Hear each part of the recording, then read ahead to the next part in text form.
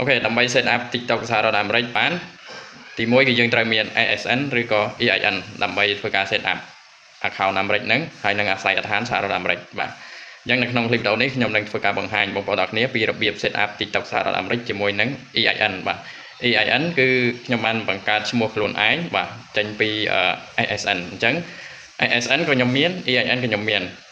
ដំបូងគឺយើងត្រូវមាន ASN ដើម្បីយើងទៅ apply EIN បានហើយយើងដាក់ឈ្មោះខ្លួនឯង EIN ហ្នឹងហើយ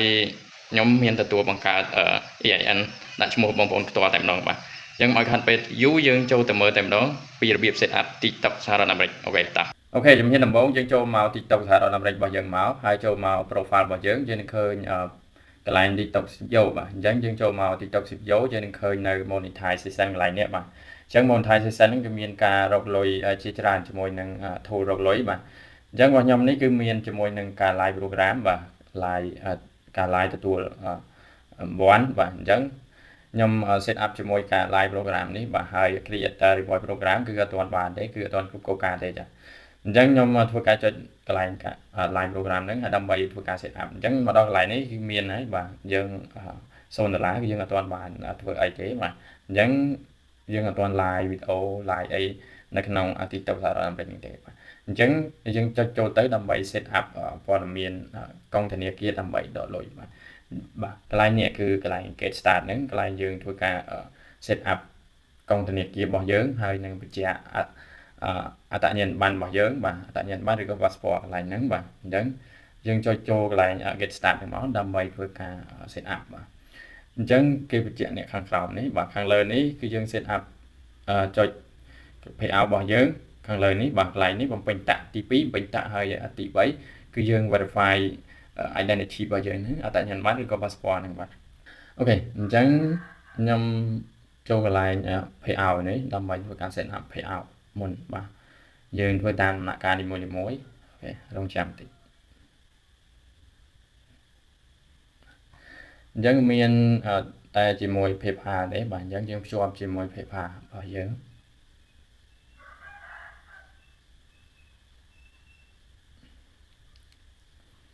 អូខេអញ្ចឹងកន្លែងនេះគឺគេផ្ញើលេខកូដ4ខ្ទង់ទៅកាន់លេខទូរស័ព្ទរបស់យើងហើយយើងយកលេខកូដ4ខ្ទង់ហ្នឹងមកដាក់កន្លែងហ្នឹងមកបាទមកបញ្ចូលមកគេផ្ញើទៅកាន់លេខទូរស័ព្ទរបស់យើងបាទអូខេអញ្ចឹងអត់ទាន់ឃើញមកទេលេខកូដហ្នឹងបាទទាំងនៅណានេះហើយរងចាំតិចអូខេអញ្ចឹងខ្ញុំបានដាក់លេខកូដ4ខ្ទង់រួចរាល់ហើយបបមកចេញឲ្យយើង log in ជាមួយ account PayPal របស់យើងបាទអញ្ចឹងយើងចុចធ្វើការ log in មកអូខេអញ្ចឹងយើងបញ្ចូល account PayPal របស់យើងបាទកន្លែងនេះខ្ញុំសូមបិទសិនបាទអូខេយើងពេញព័ត៌មាន PayPal របស់យើងបានត្រឹមត្រូវហើយទាំង Gmail ហើយនិង password អញ្ចឹងយើងធ្វើការ log in ចូលអូខេ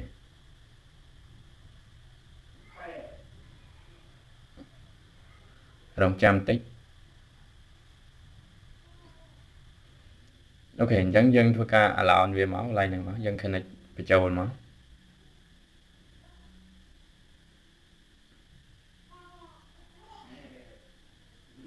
អូខេអញ្ចឹងព័ត៌មាន PayPal របស់យើងបានបញ្ចូលត្រឹមត្រូវរួចរាល់ហើយបាទអញ្ចឹងយើងថយក្រោយហើយទៅបញ្ជាក់កន្លែងមួយទៀតអត្តបាទ get start សារថ្មីអញ្ចឹង PayPal របស់យើងបានពេញហើយយើងធ្វើការ add តាក់បន្ទាប់មក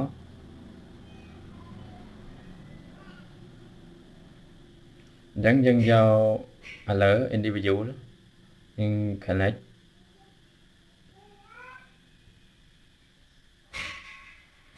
តមកយើងដាក់ឈ្មោះយើងមកបាទឈ្មោះខាងក្រោមនេះឲ្យឈ្មោះហើយនឹងតកូលមកដាក់ឈ្មោះហើយនឹងតកូលបាទអញ្ចឹងខ្ញុំដាក់ឈ្មោះអូខេអញ្ចឹងខ្ញុំថែមតកូលមកទៀត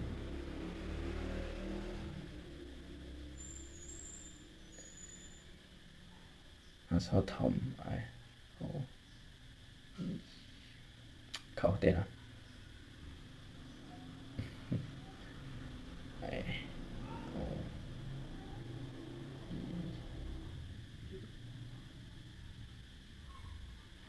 អូខេអញ្ចឹងខ្ញុំពេញឈ្មោះហើយបន្ទាប់មកកន្លែងនេះយើងត្រូវដាក់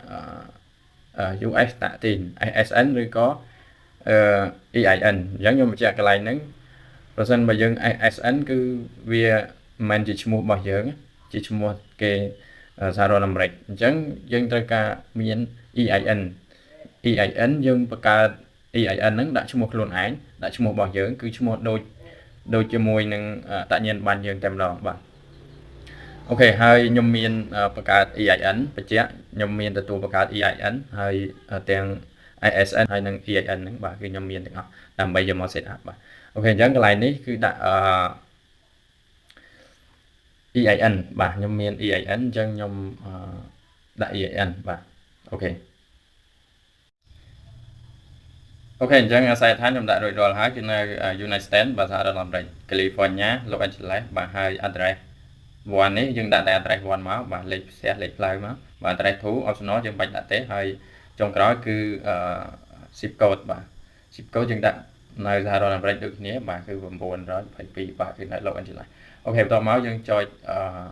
continue បាទ continue កន្លែងហ្នឹងមក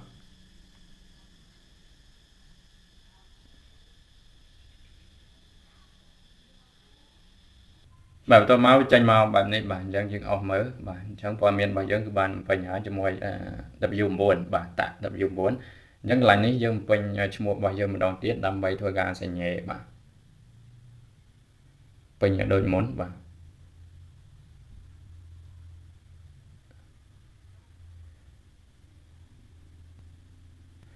អូខេយើងពេញ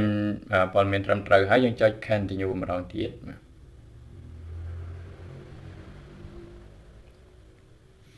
អូខេអញ្ចឹងរួចរាល់ពេញតាក់រួចរាល់ហើយបាទបាន2ហើយគឺនៅបញ្ជាក់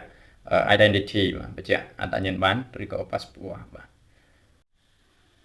អូខេត្រង់ចំណុចនេះគឺយើងជ្រើសរើសមួយមកបើយើងយកអត្តសញ្ញាណប័ណ្ណគឺយើងយកខាងលើបាទ passport ខាងក្រោមគេហើយកណ្ដាលគឺជាមួយប័ណ្ណបើកបរបាទអញ្ចឹងខ្ញុំយក passport បាទ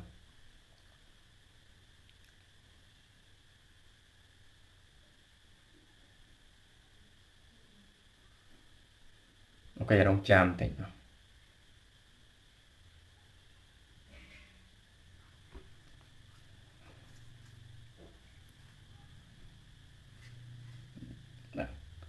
តមកកន្លែងនេះយើងចុចគ្រីសមួយមកបាទចុចគ្រីសមួយមកអូខេយើងបញ្ជាក់ជាមួយ passport ហើយចុច next បន្តទៀតហើយយើងធ្វើការថត passport ឬក៏បញ្ចូលក៏បានដែរបាទ upload អញ្ចឹងខ្ញុំធ្វើការ upload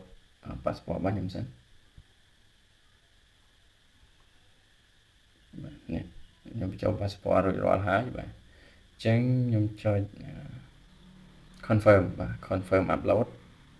បាទនេះចុច confirm អញ្ចឹងវាកំពុងតែទៅហើយបាទអញ្ចឹងទៅហើយគេកំពុង check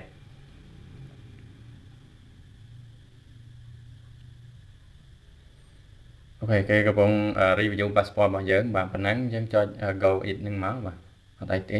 គឺរងចាំគេបញ្ជាក់បាទបញ្ជាក់គេ review ហើយគេបញ្ជាក់ហើយប៉ុណ្ណឹងគឺរួចរាល់ហើយបាទអត់មានអីទៀតទេគឺរងចាំតែកន្លែងនេះ